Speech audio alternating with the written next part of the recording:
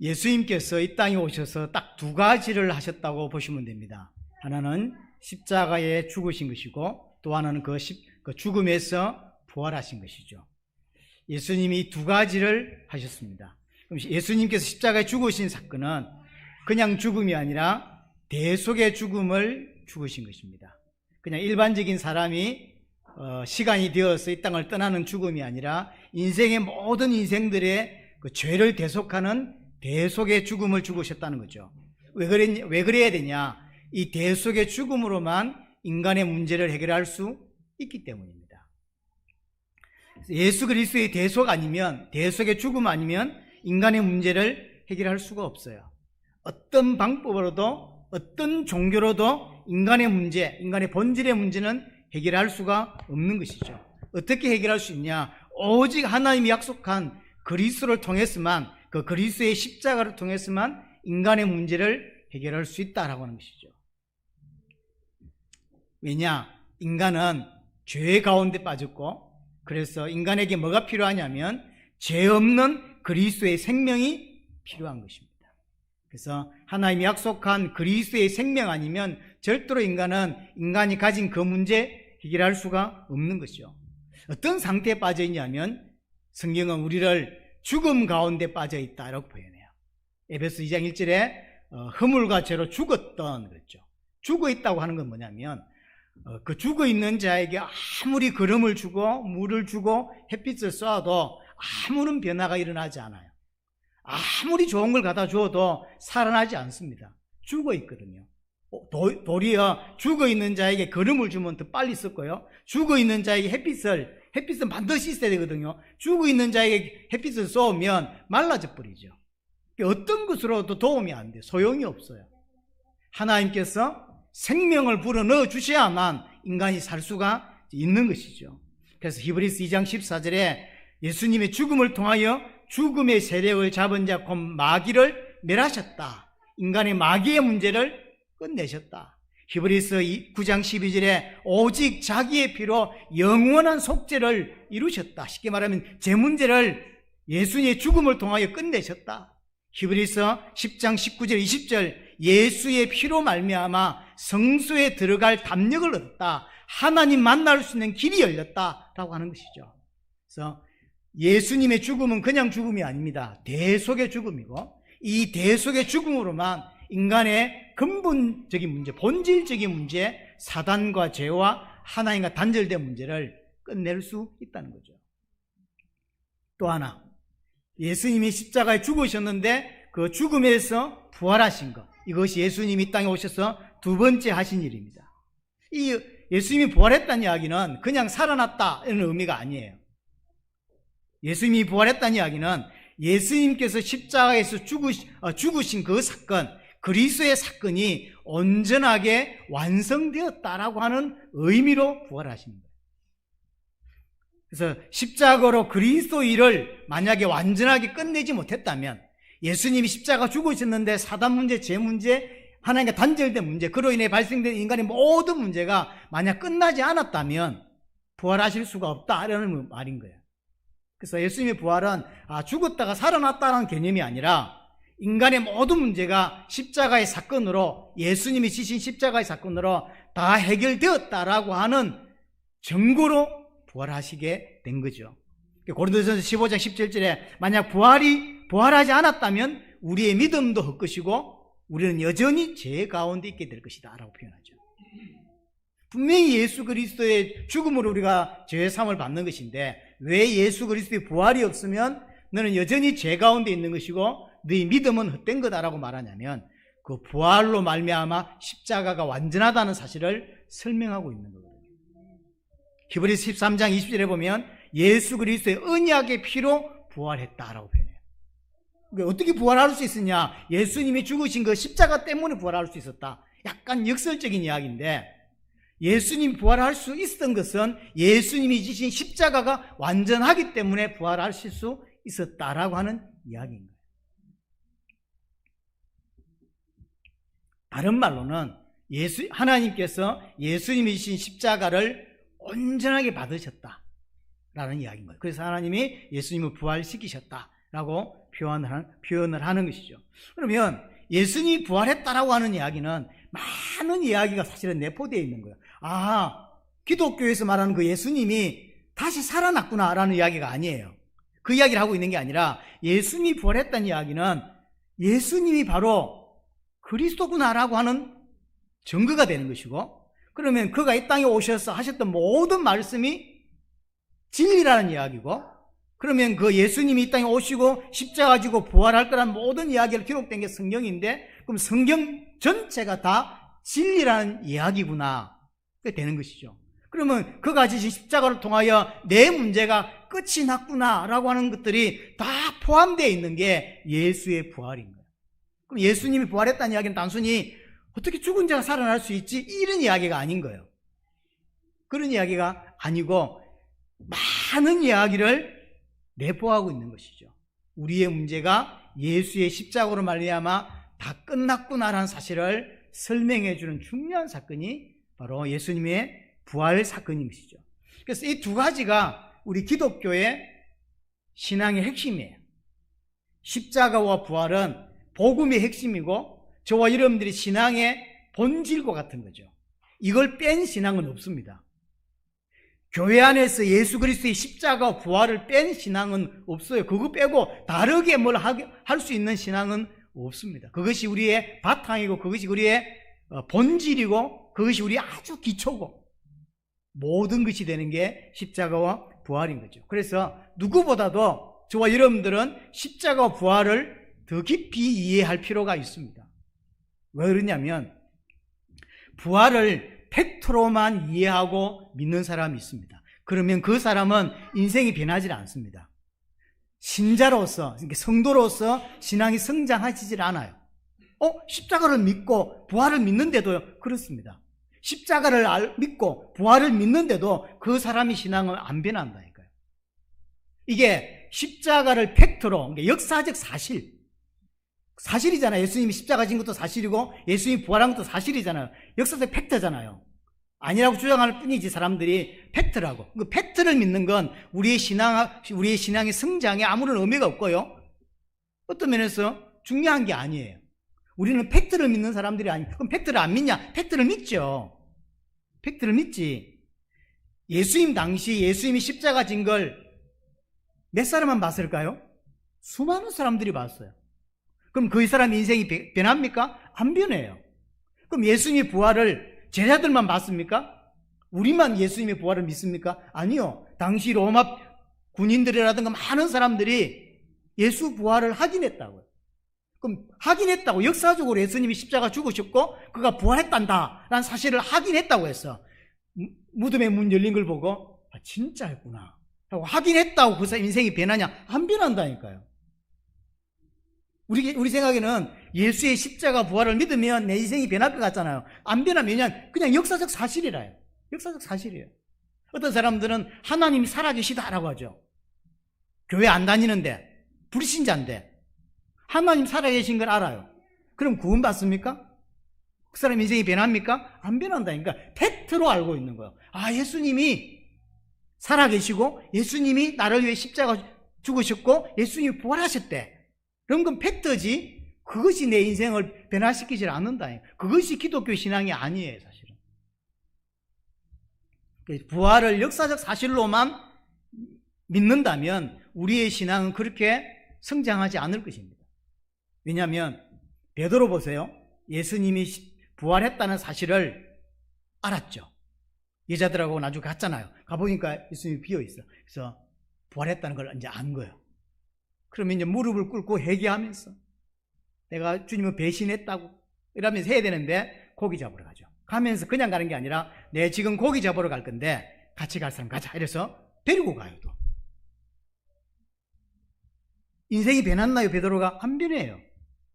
엠마오로 내려가던 두 사람이 있었다 그랬죠. 이 사람도 예수님이 십자가 진 걸 보고 우리의 신앙이 뭐지? 예수님이 그리스도가 아니었어? 이래가지고 내려간 게 아니라니까요. 언제 내려갔냐면 예수님이 살아났다는 걸 듣고 내려갔어요. 제자라고 한 거 보니까 공생의 3년 반 동안 아마 예수님을 쫓았던 사람들인 것 같아요. 그러니까 베드로도 그렇고 제자들도 그렇고 이 엠마오 이 사람들은 어떤 사람들이냐면 예수님을 3년 반 체험했던 사람들, 예수님이 귀신을 쫓아낼 때 그 자리에서 귀신 쫓아내는 걸 봤던 사람들, 예수님이 물 위를 걸어갈 때 그걸 체험했던 사람들. 베드로는 특별히 물 위로 지도 걸어봤잖아요. 예수님이 말씀하시니까 엄청난 바람이 잠잠해지는 자연계도 예수님께 순종하는 걸 봤던 사람, 죽은 자도 살리는 걸 봤어요. 베드로도 그렇고 제자들도. 이 사람들이 전부 다 예수님과 3년 반 같이 살면서 예수님이 행하신 기적들, 말도 안 되는 기적들, 죽은 자를 살리고, 뭐라고 그랬냐면 그 마리아의 오빠, 그 사람은 냄새까지 난다 그랬거든요. 그 속에서 예수님이 살리신 걸 본 사람 봤는데 왜 인생이 안 바뀌냔 말이에요. 그건 예수님의 십자가와 부활을 그냥 팩트로 이해하고 있는 거예요. 아, 진짜 예수님 살아났대. 뭐 그게 어쨌다고요? 하나님이 살아계시대. 뭐 그게 어쨌다고요? 진짜 하나님이 살아계시요. 그게 여러분들 인생이 뭐 달라집니까? 안 달라진다니까요. 안 달라집니다. 그래서 단순히 팩트로 역사적 사실로 예수님의 십자가와 부활을 이해할 것이 아니라 그 예수님의 십자가의 부활이 가져다 주는 의미를 깊이 이해해야 된다는 거죠. 그것이 내 마음속에, 내 영혼 속에 자리 잡아야 되는 것입니다. 자, 다시 예수님이 부활했다는 사실, 부활했다고 하는 것은 많은 것을 내포하고 있는 것인데, 쉽게 말하면 예수님이 부활했다는 이야기는 그럼 결국 성경이 진리라는 이야기죠. 그럼 성경에서 말하는 핵심은 뭐냐면 인간은 하나님의 은혜가 필요해라는 거예요. 인간은 예수 그리스도가 필요해라는 거예요. 왜 그러냐? 인간은 하나님과 단절됐다는 거예요. 왜 단절됐냐? 죄를 지었어. 왜 죄 지었냐? 사단의 활동으로 말미암아 속아가지고 이것으로 말미암아 에덴에서 쫓겨나고 하나님과 단절되고 이제는 내가 내 인생을 책임져야만 되는 저주 가운데 생명을 잃어버린 상태에 빠져버렸다라는 게 성경의 이야기인데, 그러면 예수가 부활했다는 이야기는 무슨 말이냐면 내 문제가 바로 그 문제라는 거예요. 네가 볼 때 네 문제가 집 없는 문제고 가난한 게 문제고 좋은 차 타지 못하는 게 문제처럼 보여? 대학 못 간 게 진짜 문제처럼 보여? 아니라는 거죠. 네 진짜 문제는 대학 못 간 게 문제가 아니라 사업에 실패하는 게 네 문제가 아니라 하나님과 단절되어져서 하나님을 모르고 있는 게 네 문제야 라고 하는 이야기인 거예요. 그게 부활이 내게 주는 의미란 말이에요. 근데 그 문제는 아무리 종교를 가지고 가고 교회를 가고 헌금을 하고 뭘 해도 해결이 안 돼요. 하나님을 섬겨도 해결이 안 되는 거예요. 하나님이 해결하려고 예수 그리스도를 보내주셨고 예수 그리스도의 십자가와 부활을 통하여 그걸 끝냈다라고 하는 게 부활인 거거든요. 그럼 부활을 믿는다고 하는 이야기 뭐냐면 내 문제가 답이 나온 것이고 내 문제가 끝이 났다. 내 문제를 예수님께서 십자가를 통해서 다 짊어지셨다. 내 문제는 더 이상 내게는 영향을 주지 않는다라고 믿는 게 예수의 부활을 믿는 거라고요. 팩트를 믿는 게 아니라. 그래서 부활하신 예수 그리스도를 믿는다고 하는 것은 신분이 바뀐 거죠. 우리는 원래 마귀의 자녀였습니다. 이제 하나님의 자녀가 됐죠. 그럼 신분만 바뀌었습니까? 영적인 상태도 바뀌었어요. 사망 가운데 있었죠. 죽음 가운데 있었습니다. 이 죽음 가운데 있다는 이야기를 다른 표현으로는 창세기 1장 2절 3절에 뭐라고 말하냐면 혼돈과 공허와 어둠 가운데 있다라고 표현하는 거예요. 혼돈과 공허와 어둠 가운데. 근데 거기에서 빠져나와서 빛 가운데로 하나님과 함께 할 수 있는 자로 바뀌어버린 거죠. 우리가 빛 가운데 거하게 된 거죠. 하나님과 함께하는 자가 된 것입니다. 이 상태, 신분이 바뀌고 영적인 상태가 바뀌고 마음의 상태가 바뀌고 하나님의 자녀가 된 이 상태를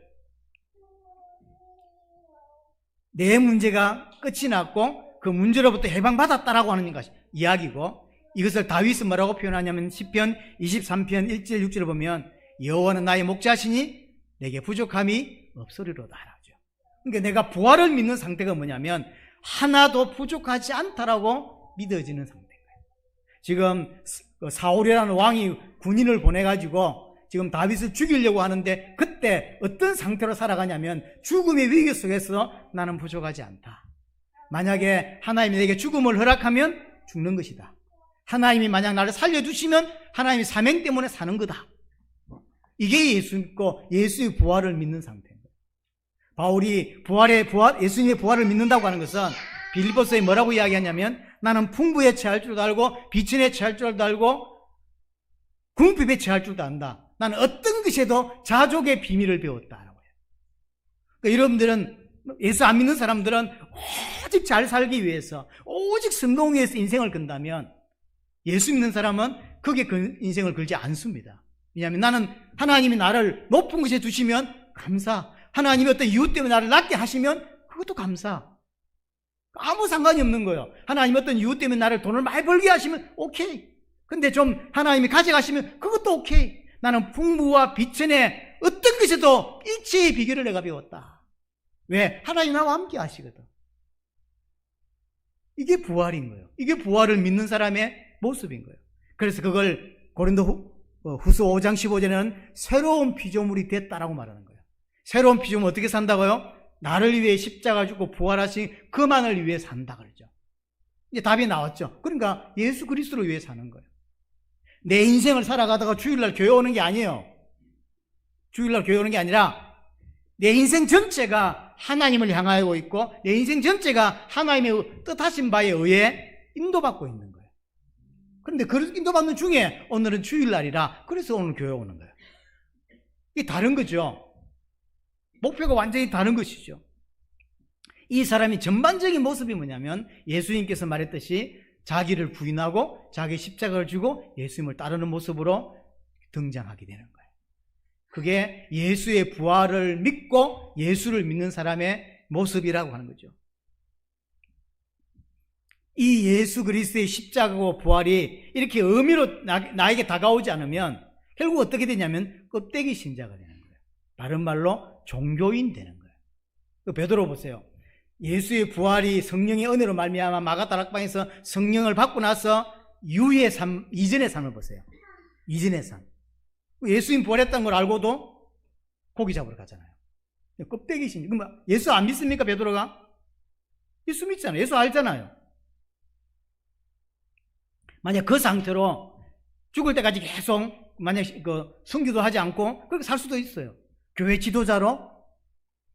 근데 그 사람은 껍데기가 되는 거예요. 종교인 되는 거예요. 예수님과 3년 반 함께 살았고 기적을 체험했고 예수님 말씀이 뭔지 잘 알고 십자가 부활을 체험한 자지만 껍데기 신자로 살아가는 거예요. 엠마오로 가던 두 제자도 마찬가지입니다. 결국 교회 잘 다니는 껍데기 신자 되는 거예요. 왜냐? 십자가와 부활이 의미로 다가온 것이 아닌 거예요. 하나님이 우리에게 말씀하시고자 하는 의미로 다가오지 않고 팩트로만 이해하고 있는 거죠. 예수님이 십자가 지셨지. 왜? 나를 위해서. 그거 살아나셨어. 그래서 지금도 하나님은 살아계셔. 예수님은 살아계셔. 그 사람 인생 안 바뀝니다. 안 바뀝니다. 문제 오면 문제에 회피하고 문제 오면 돌아서고 도전해가지 않아요. 하나님의 사랑이 나를 인도하시고 나를 붙잡고 있다는 체험을 해가지 않습니다. 그냥 껍데기거든. 아직까지 껍데기예요. 알맹이가 내 안에 자리 잡고 있지 않기 때문에. 이런 사람들의 특징이 뭐냐면 예배가 축복이 되지 않습니다. 어떤 사람들 예배 가면 너무 좋다는데 자기는 나쁜 건 아니요. 하지만 그닥 인생을 걸만한 생명을 걸라는데 생명이 걸어져야 걸지 안 걸어져요. 예배가 생명이 안 걸어집니다. 왜냐? 껍데기거든 아직요. 이런 사람들의 특징이 뭐냐면요. 교회를 이제 처음에는 그랬는데 한 5년 10년 다녔는데 여전히 믿음이 성장하지 않아요. 어떤 사람도 믿음이 성장했다는데 어떤 사람은 요즘 한국에도 있거든요. 순교하게 해달라나. 그냥 죽는 건 난 내 성에 안 찬다. 난 순교하겠다. 이런 사람이 있는데 그런 거 보면 이상하다. 저렇게 살고 싶을까? 이런 생각이 들고요. 그러니까 이상하게 성경도 이해가 되고 어떤 건 믿어지는데 뭐랄까요? 진짜 믿음의 사람들, 성경에서 설명하고 있는 믿음의 사람처럼 그런 마음, 그런 뉘앙스 이런 게 내게 안 생겨요. 예배가 축복이 안 되고 믿음은 깊어지지 않고. 이제 이런 사람들 특징이 어떤 거냐면 하나님의 계획에 굉장히 무관심해집니다. 하나님의 계획이 구원이래. 하나님의 계획이 영혼 구원이래. 하나님의 계획이 이런 거래. 그러면 그게 살살 마음에 부딪힌다고요. 어떨 때는 마음이 애린다고요. 나는 저걸 해야 되는데 저걸 못하는구나. 나는 하나님 앞에서 은혜를 더 받아야 되는데 이런 마음이 잘 안 될 때는 애리고 답답하고 이러는데 하나도 안 답답해요. 하나도 안 답답하고요. 이번에 큰 어떤 하나님이 우리 정거를 주셨다 그래도요 안 기뻐요. 그런 것도. 예를 들어서 이번에 제가 네팔 가는데 뭐 중요한 이 사건이 벌어지고 하나님이 진짜 영광 받으실 만한 사건이 일어나서 그러면 막 안 갔지만 마치 내가 체험한 것처럼 내가 내일처럼 기쁘죠. 내일처럼 기뻐. 하나님의 일인데 내일처럼 기뻐. 그게 정상. 근데 이 껍데기 신자는 뭐 제가 막 메시지로 막 너무 급품 흘리면서 막 이런 일이 일어났다 보고 하면 뭐 끔뻑 하는 거지. 목사님 좋겠네. 전혀 뭐랄까요. 하나님이 원하시는 뜻에 전혀 이렇게 뭐 관심도 안 가고 마음도 안 가고 그게 눈물도 안 되고 연결이 안 되고 이렇게 되는 거죠. 왜 그러냐면 십자가 부활을 안 믿는 게 아니에요. 십자가 부활을 믿는데 그 의미가 십자가 부활을 통해서 우리에게 말씀하시고자 하는 진짜 의미가 내게 안 다가오고 있기 때문인 거죠. 자, 그래서 오늘 본문에 보시면 이렇게 되어 있습니다. 3절 보시면 우리 주 예수 그리스도의 아버지 하나님을 찬송하려로다. 그의 많으신 긍휼대로 예수 그리스도를 죽은 자 가운데서 부활하게 하심으로 예수 그리스도 십자가 부활로 말미암아 우리를 첫 번째 뭐예요? 거듭나게 하사 두 번째로 산 소망 있게 하셨다. 거듭나게 하셨다. 예수 그리스도로 말미암아 거듭났다는 거예요. 이 무슨 말이냐면 죽었다 다시 살아났습니까? 그 이야기를 하고 있는 게 아니라 이전에 내가 아니라는 이야기인 거예요. 바뀌었다는 거죠. 다시 태어났다는 거죠. 지금까지 예수 그리스도 십자가 부활을 알기 전 나는 아니라는 거죠. 내가 예수님을 알기 전에 나를 지배했던 가치관에서 바뀌어버린 거예요. 하나님 모르고 살았을 때 나의 가치관은 결국 하나입니다. 세상에서 얼만큼 성공하냐, 세상에서 얼마나 행복을 느낄 수 있냐, 뭐 이런 거거든요. 근데 거듭나버린 거예요. 세상 사람들이 행복하다는 것에 관심이 그렇게 없습니다. 세상 사람들이 목숨 거는 것에 그닥 관심이 가지 않습니다. 필요한 거기 때문에 기도하면서 하지만 그닥 내가 목숨을 걸어야 될 건 아닌 거죠. 그렇죠? 그렇게 된다고. 근데 어디에다 생명이 가고 어디에 목숨을 걸고 어디에 자꾸 신경이 쓰냐면 예수 그리스도를 알아가는 것에, 하나님을 알아가는 것에, 그 하나님이 소원이라고 하는 것에, 하나님의 뜻이라고 하는 것에 자꾸 관심이 간다고. 그리고 그 하나님께 하나님의 말씀을 배우는데 좋고요. 잘 모르니까 설교를 통해서 해주면 그거 새롭게 성경을 조금 더 알았다는 것에 너무 기분이 좋고요. 그렇죠? 뭐 그렇게 되는 거예요. 세상 바라보는 눈이 바뀌어요. 그걸 가치관이라고 합니다. 왜 그리 바뀌냐? 새로운 피조물이거든. 눈 자체가 바뀌죠. 이걸 거듭났다라고 해요. 또 하나가 뭐냐면 산소망이 있게 하셨다고 3절에 되어있죠. 이 산소망, 이게 이제 뭐 살아있는 소망이다라고 번역할 수도 있는데 이게 이제 원래 그 원어에 좀 이렇게 뉘앙스가 잘 전달이 안 돼요. 그러니까 살아있는 소망이라기보다는 그 소망 때문에 내가 살아가는 거예요.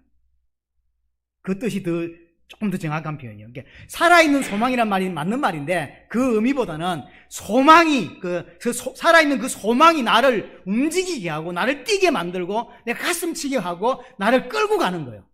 소망이 나를 끌고 가는 거예요. 소망이 살아서 나를 계속 움직이게 하고 이 땅을 살아가게 만들어가는 거예요.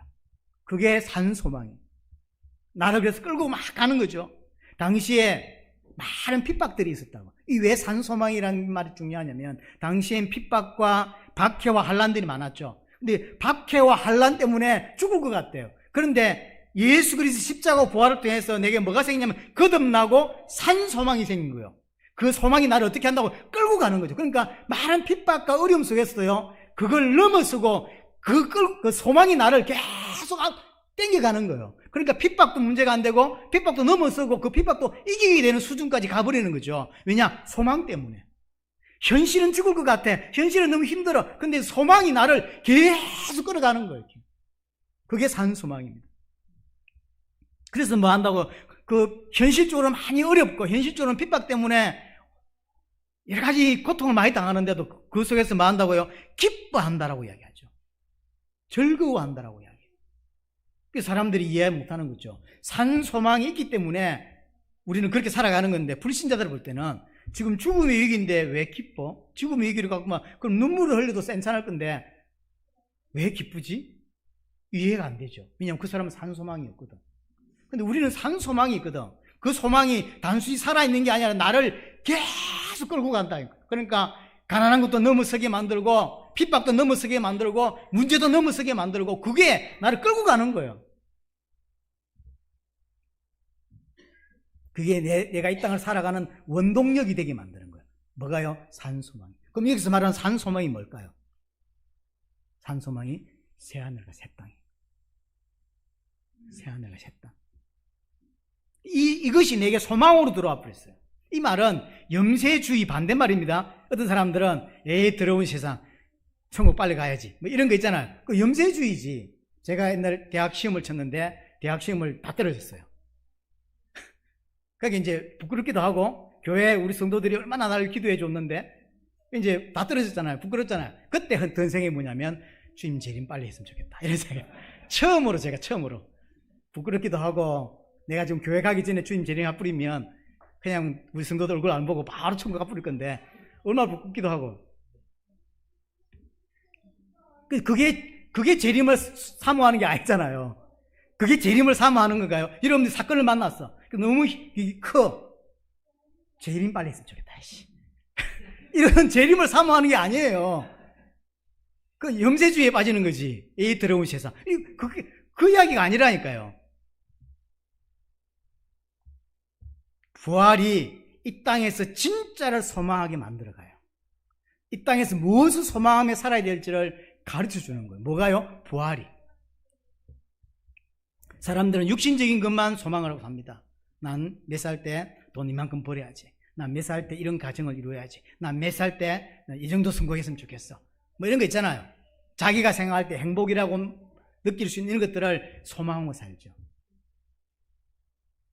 하지만 그거는 육신적인 소망이고 하나님은 우리에게 십자가와 부활을 통해 진짜를 소망하게 만들어주는 것이고 진짜를 소망하며 살도록 만들어주는 거예요. 근데 그 가짜 소망 보세요. 4절에 보시면 뭐라고 되어 있냐면 썩지 않고 더럽지 않고 쇠하지 아니하는 유업을 있게 하시나니, 이게 새하늘 새 땅을 이야기하는 거거든요. 그런데 우리가 가진 이 소망은 썩지 않고 더럽히지 않고 쇠하지 않은 유업이래. 하나님으로부터 받는 상속이라는 이야기예요. 하지만 이 땅에서 육신적으로 하는 소망은 썩어지고 없어지고 새어지고 더럽혀지는 거란 말이에요. 여러분들이 생각했던 몇 살 때는 이만큼 돈을 벌면 좋겠고 몇 살 때는 이렇게 결혼했으면 좋겠고 몇 살 때는 이런 가정을 이루었으면 좋겠고 하고 하는 것은 시간 지나면 다 없어져 버려요. 살아보니 그렇게 되지도 않을 뿐더러 그렇게 될까요? 그렇게 안 돼요. 자기가 생각할 때 가정은 이런 가정이고 자기가 생각할 때 돈은 이런 거고 뭐 나름의 했는데 시간 지나 보니까 하나도 안 돼. 하나도 안 맞아. 다 없어지고 쇠해지고 썩는 거라고. 영원한 게 하나도 없어요. 하지만 우리에게 주는 하나님의 소망은 뭐냐면 영원한 것이라는 거죠. 영원한 것을 기업으로 준다. 이 기업은 유업이라고 표현했는데 하나님의 것을 우리가 받는 거, 그래서 상속이라고 표현하기도 합니다. 하나님의 것을 우리에게 상속으로, 우리가 왜냐 아들이거든. 아들이기 때문에 하나님 우리에게 이제 네 거야 라고 이제 주는 거죠. 근데 현재 현재 내가 아직 안 받았잖아요. 소망이잖아. 안 받았잖아요. 지금 누가 가지고 있다고? 하나님이 손에 쥐고 있는 거예요. 4절 보세요. 썩지 않고 더럽지 않고 쇠하지 아니하는 유업을 있게 하시나니 곧 너희를 위해 하늘에 간직하신 것이에요. 하나님이 딱 간직하고 있는 거다. 마치 뭐와 같냐면, 저는 이제 손자가 아직 없어서 모르겠는데 손자를 두고 있는 사람들이 물어보면 아들은 아들보다 손자가 더 보고 싶다 하더라고요. 할머니하고 좀 할아버지가 계신데 진짜 그런지 잘 모르겠어요. 아들, 딸보다는 손자가 훨씬 더 보고 싶다 하더라고요. 아들 보고 싶은 게 한 10, 근데 손자 보고 싶은 건 한 90이라 하더라고요. 오면 좋고 가면 더 좋고 뭐 이런 말을 쓰시던데, 여하튼 그게 뭐냐면 손자 주려고 다 아끼고 이렇게 쥐고 있는 거예요. 근데 아들 와도 안 줘. 며느리 와도 안 줘. 이거 안 주고 있다가 손자가 와줘. 그러면 쫓아가서 호주머니 넣어주는 거예요. 네 혼자 먹어라 이러면서. 그거와 같다는 거예요. 하나님이 손에 쥐고 간직하고 있는 걸 이제 어느 때가 되면 우리에게 야, 네 거야 라고 이제 내가 니를 위해서 내가 준비했던 거야 준다는 거죠. 그게 새하늘과 새 땅이라는 거죠. 그걸 상속받는다라고 이야기를 하죠. 그래서 요한복음 14장 예수님께서 이제 가신다는 이야기를 하시면서 내가 너희를 위하여 처소를 예비하러 간다 그러죠. 이 처소가 뭐예요?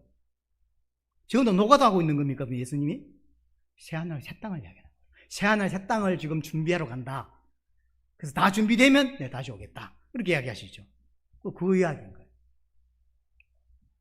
그럼 5절에 보세요. 너희는 말세에 나타나기로 예비하신 구원을 얻기 위하여 이 말세에 나타나기로 주의 재림으로 말미암아 이제 우리가 들어가게 될 새하늘 새 땅을 이야기하는 거죠. 그럼 새하늘 새 땅이 거긴 뭐다? 구원의 완성인 거죠.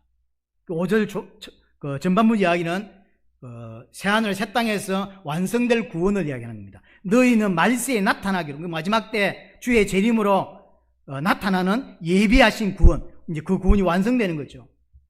그걸 하나님이 지금 보관하고 계시고 예수님은 그걸 좀 준비하고 계시고 때가 되면 우리에게 상속으로 기업으로 우리에게 주신다라고 하는 것이죠.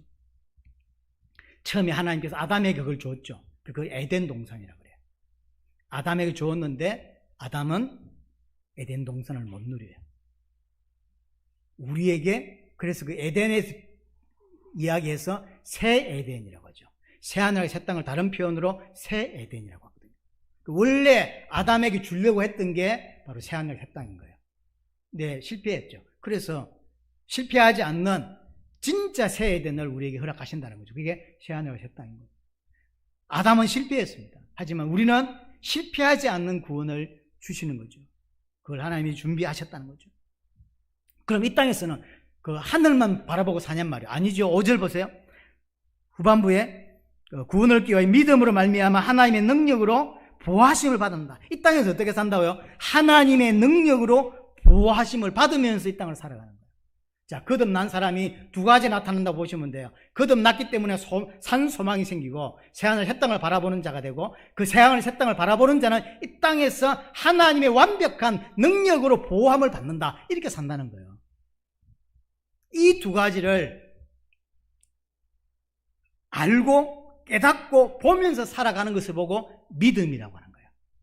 구원받고 나서 산 소망과 이 땅에서 하나님의 완벽한 보호 속에 이 두 가지를 내가 가지게 되는데 이 가졌다고 하는 걸 뭐라고 말하냐면 믿음을 가졌다라고 표현하는 거예요. 믿음으로 거듭나고 믿음으로 소망을 가지게 되고 믿음으로 이 땅에서 하나님 백성답게 살게 되는 거죠. 분명히 현실에서는 여러 가지 문제들, 사건들 생깁니다. 그래서 오늘 6절에 뭐라고 하냐면 근심할 수밖에 없을 거다. 6절 그러므로 너희가 이제 여러 가지 시험으로 말미암아 잠깐 근심하게 되지 않을 수 없으나 근데 이제 문제가 생기니까 근심이 되죠. 애가 자꾸 예를 들어서 공부를 너무 안 해. 근심이 되겠죠. 사고를 자꾸 쳐. 근심이 되지. 핍박이 있어. 근심이 되지. 이 땅에 살아갈 때 현실에서는 근심을 할 수밖에 없다는 거예요. 하지만 오히려 크게 기뻐한다라고 이야기합니다. 왜 그럴까요? 믿음을 가진 자는 하늘의 소망과 이 땅의 하나님의 보호를 아니까 이 땅에서 더 잘 살게 되는 것이고 그리고 왜 이런 환난과 핍박들과 문제들이 결국 뭘 위한 것인지를 알기 때문에 기뻐할 수 있는 거죠. 그래서 진짜로 산 소망을 가진 자가 이 땅에서 더 제대로 잘 살아요. 왜냐? 이 땅의 삶은 바로 그 산 소망을 향한 준비 시간이라는 걸 알기 때문에 자기 마음대로 허투루 시간 보내며 그렇게 살지 않아요.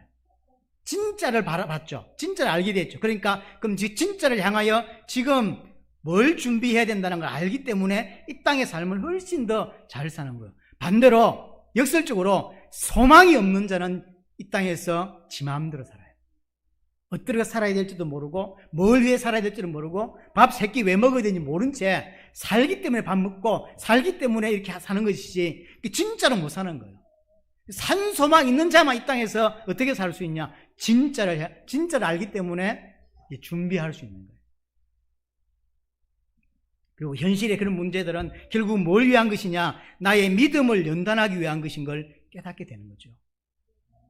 그래서 오히려 사건이나 문제나 이런 게 생겼을 때 오히려 더 기뻐한다. 왜냐? 그것 때문에 내가 더 성장할 거다라는 걸 아는 거죠. 그래서 7절에 보세요. 뭐라고 되어 있냐면 너희 믿음의 확실함은 불로 연단하여도 없어질 금보다 더 귀하여. 그러니까 우리에게 주어진 믿음은 불로 연단하여도 없어질 금보다 더 귀하다는 거죠. 왜 금보다 귀합니까? 믿음은 금으로 살 수 없기 때문에. 여러분들이 그 산 소망, 새하늘의 새 땅은 금으로 살 수가 없어요. 그렇죠? 금으로는 절대로 믿음을 살 수가 없습니다. 하늘을 소망하는 자가 이 땅에서 제대로 살더라는 거죠. 왜냐? 진짜를 아니까. 왜? 하늘을 소망하는 자가 이 땅에서 뭘 준비해야 될지를 아는 삶이에요. 진짜를 발견했죠?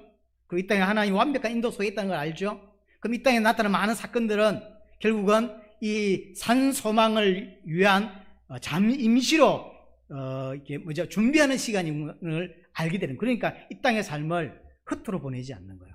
의미 있게 제대로 하나님 앞에서 인도받으면서 제대로 멋진 삶을 산다는 거죠. 이 땅의 삶의 목적을 이제 알고 사는 거예요. 공부를 하는데 해야 되니까 하는 거예요. 하지만 공부에 정확한 답을 가지고 목적이 있는 사람은 공부를 더 효과적으로 잘 할 수 있죠. 그와 같은 거죠. 저와 여러분 이 땅에 살아가면서 태어났기 때문에 사는 것이 아닙니다. 하나님의 목적이 있어 나를 이 땅에 보내셨고 어느 시간표에 구원받게 하셨고 어느 시간표에 우리를 만나게 하셨고 어느 시간표에 진짜 소망을 넣어주셨고 그래서 그것을 위하여 지금 뭐하고 있냐면 준비하고 있는 거예요.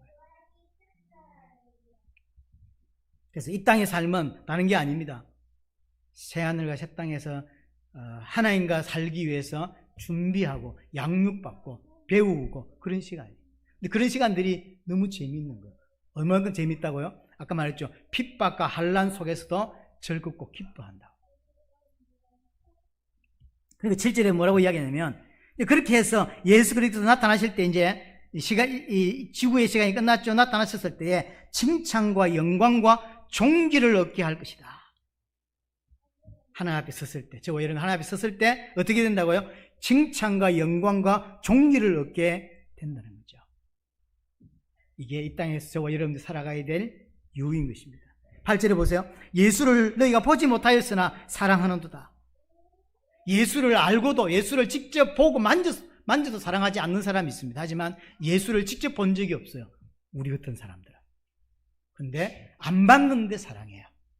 그게 은혜죠. 하나님 은혜로 성령의 역사로 말미암아 예수님을 안 봤는데 예수님을 진짜로 사랑하는 자가 되죠. 그래서 8절에 뭐라고 이야기했냐면 예수를 너희가 보지 못하였으나 사랑한다. 이제는 보지 못하나 믿고 말할 수 없는 영광스러운 즐거움으로 기뻐하니. 그래서 이 땅의 삶이 어땠다고요? 믿고 말할 수 없는 영광스러운 즐거움으로 기뻐한다. 이게 이 땅에서의 삶입니다. 그 땅에서는 당연히 그렇고요. 이 땅에서 또한 분명히 피곤하고 분명히 낙심되고 잠시 근심할 만한 사건들이 있다고 했죠. 여러분들 인생에 잠시 근심할 일들이 생겨요. 하지만 진짜 소망과 이 땅의 삶을 아니까 그런 것들을 다 이겨내게 되고요. 하나님 앞에서 칭찬받을 것을 생각하니까 하나님 앞에서 존귀함을 받을 것을 생각하니까 너무 좋은 거예요. 그러니까 이 땅의 삶이 피곤하고 힘든 삶인데 그걸 전부 다 넘어서고 이겨내고 어떻게 산다고요? 영광스러운 즐거움으로 기뻐한다. 그게 저와 여러분 이 땅의 삶이에요. 이렇게 가야 되는 거죠. 그럼 결론적으로 9절 보세요. 믿음의 결국 곧 영혼의 구원을 받음이라. 그래서 구원이 완성되는 단계까지 저와 여러분들이 가게 되는 것입니다. 자, 오늘은 우리 교회가 부활주일로 예배를 드리고 또 십자가와 부활의 의미를 깊이 새기는 시간으로 함께 연합 예배를 드리고 있습니다. 이 교회는 제가 세운 교회가 아닙니다. 하나님이 세우시고 하나님이 인도하시는 교회인 것입니다. 누구도 주인은 없어요. 교회가 목사가 주인도 아니고요. 장로님이 주인도 아닙니다. 교회는 오직 하나님만이 주인이고 우리는 그 앞에 부름을 받은 사람일 뿐인 것입니다. 그래서 좀 마음의 첫 번째로 껍데기 신자가 되지 않아야 된다는 거예요. 우리 교회는. 껍데기 신자라는 이야기는 십자가 알고 부활 알지만 의미를 모르는 사람이에요. 그래서 종교인 이상을 못 넘었습니다. 그게 껍데기 신자입니다. 마치 성령이 임하기 전 베드로의 모습과 별반 다르지 않은. 두 번째로 저희 교회는, 우리 하나빛 교회는 진짜 산소망, 소망이 나를 인생을 끌고 가는, 지금 눈 떴으니 하루를 사는 정도가 아니라 소망이 내 인생을 끌고 가는 그런 인생이 되어야 합니다. 그런 교회가 되어져야 됩니다. 그래야만 이 땅을 제대로 살 수가 있는 것이죠. 그리고 이 땅은 전부 새하늘 새 땅을 향한 준비 시간들입니다. 양육 시간들입니다. 그래서 예배가 중요하고요. 성경을 배우고 공부하고 하나님 알아가는 것들이 굉장히 중요한 시간들입니다. 소중한 시간인 것입니다. 그것이 맞춰졌을 때 하나님 우리를 뭐 하신다고요? 존귀하게 여기시고 칭찬하신다라고 이야기를 하시죠. 우리 교회가 그렇게 하나님 앞에 섰을 때 칭찬받고 존귀함을 받겠다고 하는 게 아닙니다. 그렇게 간 자는 하나님 그렇게 대우해 주신다는 거죠. 그 모습은 자기를 부인하고 자기 십자가를 지는 모습으로 나타나게 되어 있습니다.